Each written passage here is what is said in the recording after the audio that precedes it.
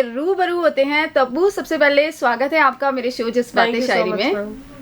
और शो की जो शुरुआत है आपकी ही किसी शायरी से करते हैं, तो हो जाए एक शायरी। जी मैम। लहर है कोई या किसी सुरंग सा, वो टूटी हुई उम्मीद कोई या किसी उमंग सा, वो दूर है मुझसे या मेरे संग सा, वो जिंदगी है मेरी या जीने के ढंग सा, या जीने के ढंग सा। क्या बात है। तो ये जो कोई है ये कौन है?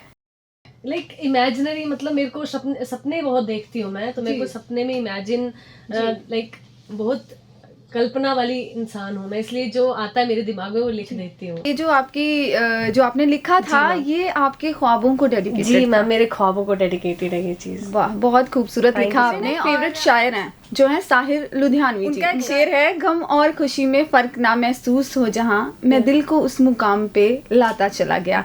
तो मुझे ऐसा लगता है कि हर कोई अपनी लाइफ में चाहता है कि हमारी जिंदगी इस मुकाम पर आए, है ना। तो जिंदगी के बारे में सबके अलग अलग नजरिए होते हैं। आपका जिंदगी के बारे में क्या नजरिया है, क्या कहना चाहते हो आप जिंदगी के बारे में? तो मतलब मैंने इसके बारे में कुछ लिखा था, तो मैं आपको अपने उसके बारे में सुनाना चाहूंगी। शायरी में आप सुनाना चाहते हैं? बिल्कुल बिल्कुल। कुछ अनदेखे ख्याल जी, कुछ अनकही बातें हैं, कुछ टूटी है आस, कुछ अधूरी मुलाकातें हैं, कुछ रोशन सी लगती है जिंदगी, कुछ तन्हाई भरी रातें हैं, कुछ सोच है मेरी, कुछ ख्वाहिशों के जनाजे हैं, कुछ लगती हारी सी तकदीर, तो कुछ टूटे दिल की आवाजें हैं, कुछ बातें दिल की जानते हैं मेरी, कुछ बातों पे अभी भी दरवाजे हैं, कुछ।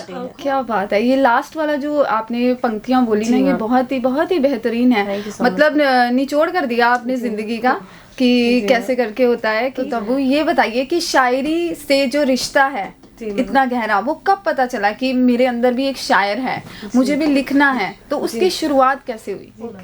तो मैं आपको बताना चाहूंगी, जब मैं स्कूल में थी तो मतलब वहाँ पे क्या होता है, कंपटीशन हुआ था, पोइट्री का कंपटीशन था जिसमें सबको बोला था लिखने के लिए। तो मैंने भी लिखी थी एक, मतलब उस टाइम के इंस्टेंट बोला था उन्होंने, किसी भी टॉपिक पे लिखो। तो जब मैम ने मेरे को बहुत प्रेज किया था, और मैंने स्कूल में काफी टाइम बार जीता भी है इस चीज में, इसलिए मुझे वहां से इंस्पिरेशन मिली। उसके बाद मैं लिखती गई। तो कुछ ऐसी शायरी जो उस वक्त आपने लिखी हो या उन दिनों के ऊपर आपने कुछ लिखा हो, वो सुनाया आप। इन फिजाओं में इश्क गुनगुनाने लगा है, इन फिजाओं में इश्क गुनगुनाने लगा है, वो शायद अपने दिल का हाल सुनाने लगा है। क्या बात है।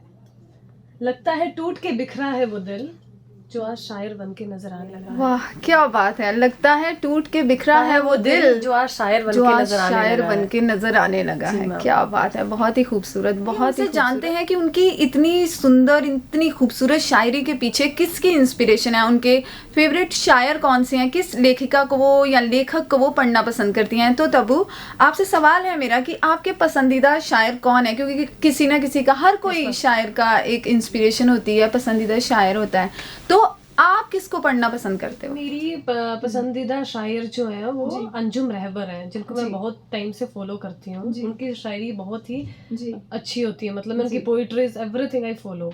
तो मैं उनका कुछ सुनाना चाहूंगी, दो शायरीज आपको। बिल्कुल सुनाइए। सो पहली ये है, रंग इस मौसम में भरना चाहिए, रंग इस मौसम में भरना चाहिए, सोचती हूँ मुझे प्यार करना चाहिए। बहुत ही खूबसूरत शेर है। और रंग इस मौसम में भरना चाहिए, सोचती हूँ मुझे प्यार करना चाहिए। जी। तो मैंने उनकी एक और लिखी, एक और है उनकी शायरी, मैं आपको भी सुनाना चाहूंगी। गम की उलझी हुई लकीरों में, गम की उलझी हुई लकीरों में अपनी तकदीर देख लेती हूँ। वाह। आईना देखना तो भूल गई, तेरी तस्वीर देख लेती हूँ। क्या बात है, क्या बात है। बहुत ही उम्दा लिखते हैं। बहुत उम्दा शायरी मेरे को बहुत ही ज्यादा पसंद है। और पता क्या है, जैसे जैसे आप अपने जैसे आप पढ़ते जाओ ना, किसी शायर को आप फॉलो कर रहे हो, तो आपको इंस्पिरेशन मिलती है, आपको शब्द मिलते हैं अपनी शायरी को निखारने के लिए। सर, ऐसा होता है कि हम ना कई बार किसी सिचुएशन से या ऐसा कोई हालात से गुजर रहे होते हैं, या हमारे सामने हम देखते हैं कि कोई दो बंदे कुछ किसी हालात में हैं, है ना, या कोई किसी को डोमिनेट कर रहा होता है, कुछ भी। तो कई बार हमारे अंदर का शायर उस हालात पे कुछ लिख देता है। तो आपने क्या ऐसी सिचुएशन का सामना किया है, या ऐसी कोई सिचुएशनल शायरी जो आपने लिखी हो, वो हम जरूर सुनना चाहेंगे।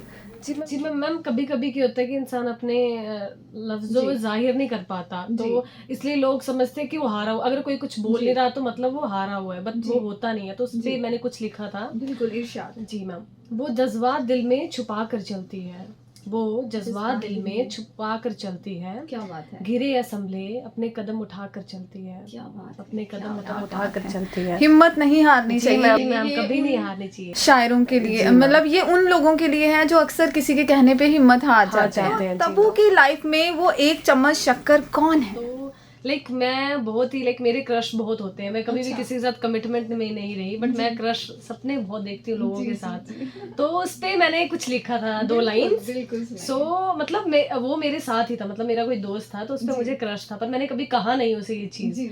तो उस पे मैंने लिखी है, उम्र गुजर गई देख के उनको, उम्र गुजर गई देख के उनको, पास थे पर कभी कह नहीं पाए। क्या कभी बात है, मतलब उस शक्कर को आप चाय में घोल नहीं पाए। नहीं पाए, क्योंकि हिम्मत होनी चाहिए उसके लिए। वो मेरे अंदर बिल्कुल भी नहीं है। और अभी हम तब्बू से एक चीज जानना चाहते हैं। तब्बू, ये बताइए कि जैसे हर एक की जिंदगी में कोई ना कोई ऐसा शख्स होता है जिससे आप इंस्पायर होते हो, जो हर कदम पे आपके साथ होता है।